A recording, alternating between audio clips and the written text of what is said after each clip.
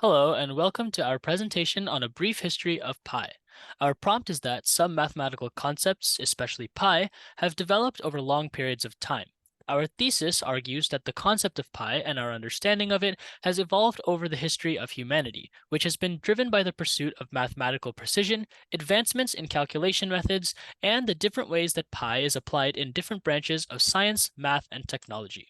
A quick quote is that mathematicians stand on each other's shoulders. This was said by Carl Friedrich Gauss, and it applies significantly to the rest of our presentation.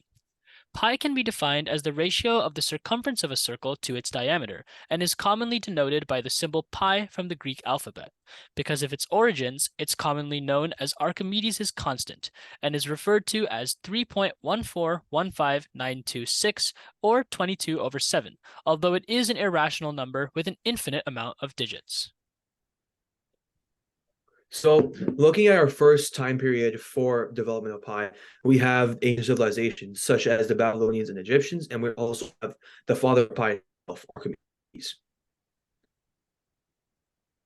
So, starting with the Babylonians, in their calculation of the area of a circle, they took 3 times the square of the circle's radius, which gave them an overall value of 3 for pi, which was later then changed to 3.125.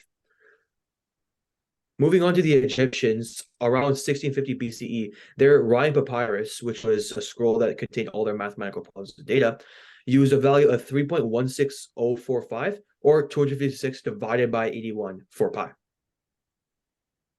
And then finally, looking at the father of integral calculus itself and the person who was credited with discovering pi, Archimedes developed an accurate method of obtaining pi by drawing a regular polygon inside a circle and another outside of it. So looking at what all this means is essentially the first building block of pi. The analysis that these ancient civilizations and people derived wasn't really high level or advanced, and it was pretty wrong.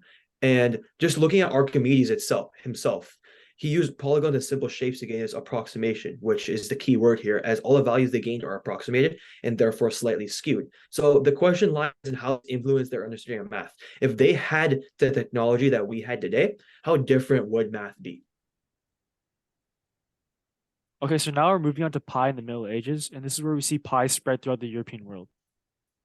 So first, we're going to look at Zhuangzi, who was a Chinese mathematician who further refined the value of pi, and he ultimately expressed it accurately up to 8 decimal places.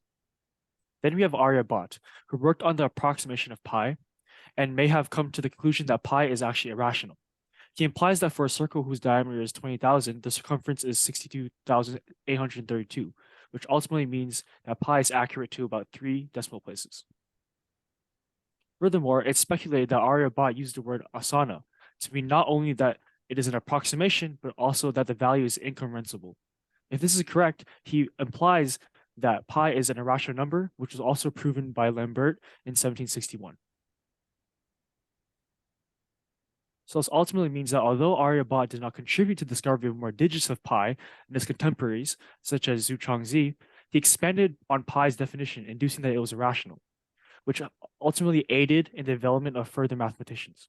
It can also be heavily implied that although both of the mathematicians did not meet and collaborate together, they both went through similar methods of solving for pi, which was find the circumference.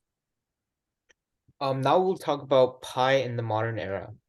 One of the mathematicians who is known for calculating pi up to 35 places is Ludolf van Seulen, and his method included inscribing a hexagon inside a circle and then calculating the perimeter and diameter of the hexagon. This ultimately led to the upper and lower boundaries for pi. As math and technology progressed, so did our ways of calculating pi. For example, in the late 1600s, Isaac Newton was able to calculate its value up to 16 decimal places with his binomial theorem. Fast forward to today in the 21st century, computers are now able to express pi up to 31 trillion decimal places. What this basically means is that as mathematical innovations and our technology grows, so does our collective knowledge of pi.